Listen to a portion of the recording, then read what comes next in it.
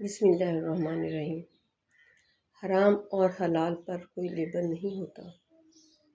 ان میں جو چیز فرق کرواتی ہے وہ ہے خوف خدا۔ کسی نے پوچھا مجھ سے کیوں نہیں ہوتے؟ جواب ملا تمہارے بے شمار گناہوں کے بعد بھی اللہ تعالیٰ تمہیں بھوکا نہیں سونے دیتا۔ کیا یہ معجزہ نہیں؟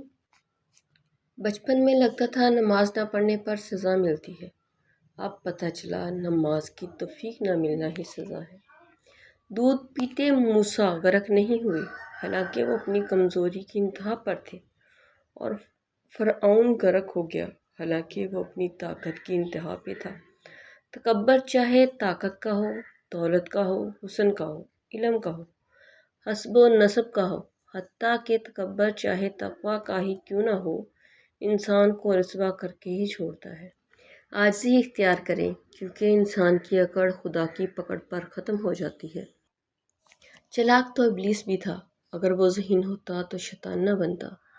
ذہانت جب چلاکی میں بدلنے لگے تو انسان سے شیطان بننے میں زیادہ وقت نہیں لگتا۔ لوگوں کی سازشیں آپ کا کچھ نہیں بگاڑ سکتی۔